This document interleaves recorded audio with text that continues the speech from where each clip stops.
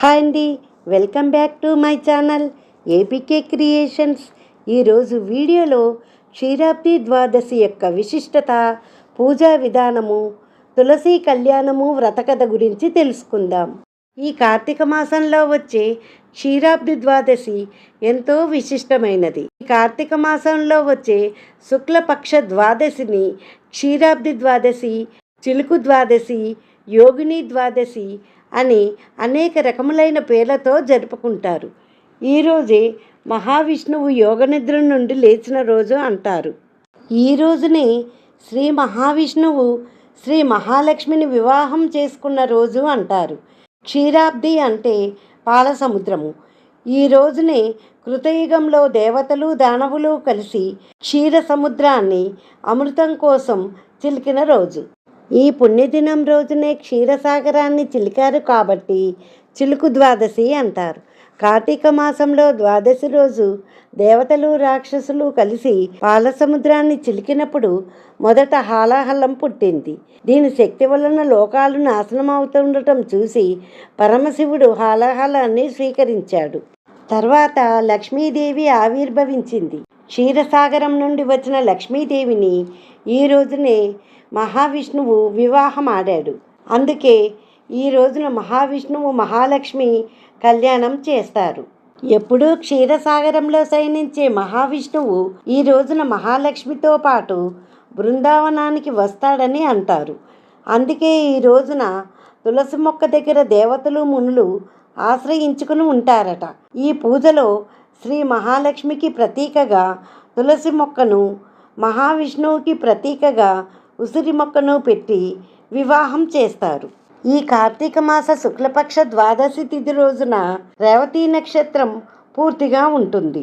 ఈ ద్వాదశి తిథి ప్రారంభం ముగింపు సమయాలు ఎప్పుడంటే నవంబర్ 12వ తారీఖు మంగళవారం నాడు మధ్యాహ్నం 12:22 నుండి బుధవారం 13వ తారీఖు ఉదయం 10:02 ముగుస్తుంది.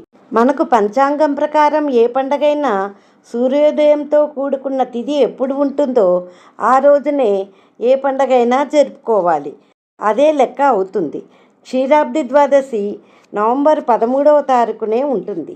కానీ ఈ ఉసిరి చెట్టుకి తులసి చెట్టుకి కళ్యాణం జరిపించేది కొంతమంది ఉదయం చేస్తారు, కొంతమంది సాయంత్రం వేళ చేస్తారు. కానీ 13వ తారీఖు బుధవారం సాయంత్రము ద్వాదశి గడియలు లేవు. సాయంత్రం చేయాలి అనుకునేవారు నవంబర్ 12వ తారీఖు మంగళవారం సాయంత్రము 5:45 నుండి 6:50 ఈ పూజ చేసుకోవాలి. ఉదయం చేసుకోవాలని అనుకునేవారు నవంబర్ 13వ తారీఖు ఉదయము 10:02 చేసుకోవాలి.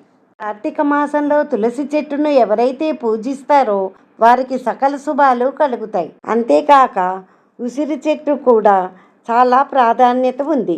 ఉసిరి చెట్టు నీడపడిన నీటితో స్నానం చేసిన, సాయంత్రం వేళ ఉసిరి చెట్టు కింద దీపాన్ని పెట్టిన విశేష ఫలితం ఉంటుందట.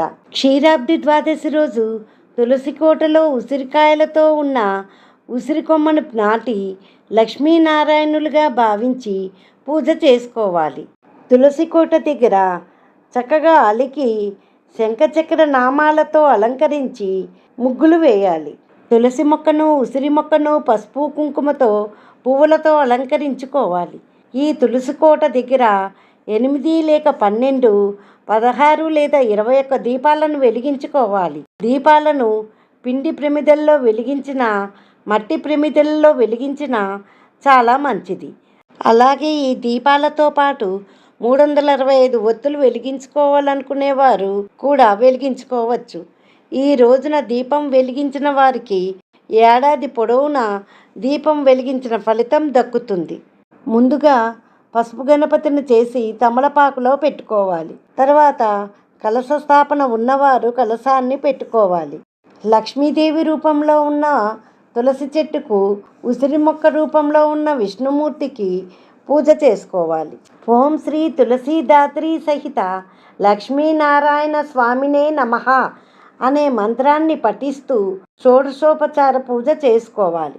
తర్వాత విష్ణుమూర్తి అష్టోత్తరాన్ని, తులసీదేవి అష్టోత్తరాన్ని చదువుకొని పూజ చేసుకోవాలి. తరువాత అక్షింతలు చేతబట్టుకొని వ్రతకథ చదువుకోవాలి. క్షీరాబ్ది ద్వాదశి రోజు లక్ష్మీ స్వరూపమైన తులసీదేవికి విష్ణుమూర్తికి కళ్యాణం జరిపిస్తారు. ఇలా ఎందుకు చేస్తారంటే దీనికి ఒక పురాణ ఇతిహాసం ఉన్నది. దేవదానవులు అమృతం కోసం సాగరాన్ని మదించినప్పుడు లక్ష్మీదేవి సోదరిగా తులసి కూడా పుట్టుకొచ్చిందట.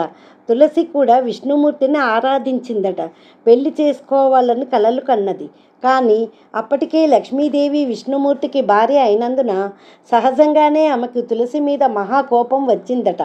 తన భర్తకు మరో భార్య ఏమిటి అని లక్ష్మీదేవి కోపగించుకొని తన భర్తపై ఆరాధన పెంచుకున్న తులసిని మొక్కగా మారిపో అని శపించిందట.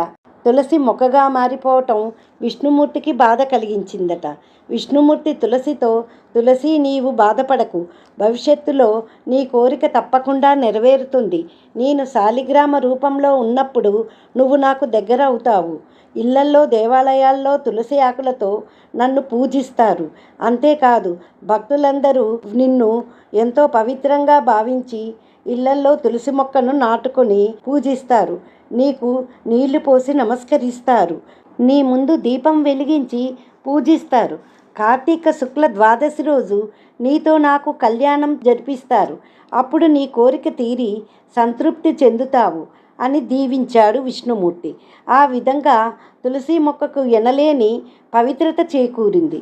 మరొక కథనం ప్రకారము పూర్వము కాలనేమి అనే రాక్షసుడి యొక్క కుమార్తె బృందను జలంధరుడు అనే రాక్షసుడికిచ్చి వివాహం చేస్తాడు. తర్వాత జలంధరుడు అజేయమైనటువంటి శక్తి సంపన్నంతో వెలిగిపోతుంటాడు. అతనికి అడ్డు అదుపు లేకుండా ఎన్నో అరాచకాలు చేస్తుంటాడు. దీనికి గల కారణము జలంధరుడి భార్య పాతివ్రత్య మహత్యము. ఆ జలంధరుడి ఎంతటి వాడయ్యాడంటే చివరకు పరమేశ్వరుడితో కూడా యుద్ధం చేసేటంత స్థాయికి వెళ్తాడు. జలంధరుడు ఈ విధంగా అవటానికి కారణము అతని భార్య పాతివ్రత్యము. అందువల్లే ఇతను అంత గొప్పగా ఉన్నాడని తెలుసుకున్న విష్ణువు రాక్షసులకు ఎక్కువ కాలం మనుగడ ఉండకూడదు, దీనివలన ముల్లోకాలకు ప్రమాదమని తెలుసుకొని ఆమె పాతివ్రత్యాన్ని భంగం చేయాలని జలంధరుడు పరమేశ్వరుడితో యుద్ధంలో ఉండగానే విష్ణువు బృంద దగ్గరకు వస్తాడు. తన భర్త అయిన జలంధరుడే వచ్చాడు అని ఆమె భావించి అతనిని తాకగానే అతను తన భర్త కాదని గ్రహిస్తుంది. దీనితో ఆమె పవిత్రత నిష్ఠాభంగం అవుతుంది. వెంటనే నిజం తెలుసుకొని వచ్చింది విష్ణుమూర్తి అని గ్రహించింది. మహావిష్ణువు తన నిజరూపాన్ని పొందుతాడు. తాను పూజించే దేవుడే తనను మాయ చేశాడు అని బాధపడుతుంది. తన పవిత్రతకు జరిగిన మోసానికి బృంద బాధపడి విష్ణుమూర్తిని రాయిలాగా మారిపోమ్మని శపిస్తుంది. విష్ణువు ఆమె శాపాన్ని అంగీకరించి శాలిగ్రామ శిలగా మారుతాడు. తరువాత జలంధరుడు పరమశివుని చేతిలో హతమవుతాడు. అప్పుడు మహావిష్ణువు భార్య అయిన లక్ష్మీదేవి జలంధరుని భార్య బృంద దగ్గరకు వచ్చి తన శాపాన్ని వెనక్కి తీసుకోమని కోరుతుంది. అప్పుడు బృంద తన శాపాన్ని వెనక్కి తీసుకుంటాను అని విష్ణువు యొక్క శాలిగ్రామ రూపాన్ని వివాహం చేసుకున్న తర్వాత ఆ శాపం అంతమొందుతుంది అని చెబుతుంది. తర్వాత బృంద యోగచితుని పేర్చుకొని అందులో కాలి బూడిద అయిపోతుంది. ఆ బూడిద నుండి తులసి మొక్క పుట్టిందని పురాణాలు చెప్తున్నాయి. కార్తీక శుద్ధ ఏకాదశి రోజు క్షీర సముద్రం మీద శయనించిన విష్ణుమూర్తి ద్వాదశి రోజు బ్రహ్మదేవతల సమేతంగా బృందావనం చేరుకుంటారట. అందుకే ఈ రోజున ఎవరైతే తులసి మొక్కను పూజిస్తారో వారికి సకల శుభాలు కలుగుతాయి. తర్వాత అక్షింతలను లక్ష్మీనారాయణుల పాదాల వద్ద వేసి కొన్ని శిరసుపై ధరించాలి. తర్వాత ధూపదీప నైవేద్యాలను సమర్పించుకొని మంగళహారతి ఇవ్వాలి. ఇంతటితో ద్వాదశి పూజ పూర్తవుతుంది. తరువాత యథావిధిగా తీర్థప్రసాదాలను స్వీకరించాలి. ముత్తైదువులకు పండు తాంబూలం ఇచ్చి వారి ఆశీర్వాదం తీసుకోవాలి. ఇలా చేస్తే అఖండ సౌభాగ్యం కలుగుతుంది. తరువాత దీపదానం చేయాలి. దీపదానం చేసిన వారి జన్మాంతర పాపాలు కూడా దహించుకుపోతాయి. తరువాత కార్తీక పురాణము, విష్ణు సహస్రనామము చదువుకుంటే ఎంతో పుణ్యం లభిస్తుంది. తులసీదేవికి విష్ణుమూర్తికి ఈ విధంగా కళ్యాణం చేసినట్లయితే కన్యాదాన ఫలము దక్కటమే కాక లక్ష్మీనారాయణుల అనుగ్రహము కలుగుతుంది. ఈ వీడియో కనుక నచ్చినట్లయితే లైక్ చేసి షేర్ చేయండి. మరిన్ని ఇంట్రెస్టింగ్ వీడియోస్ కోసం మా ఛానల్ సబ్స్క్రైబ్ చేసుకోండి.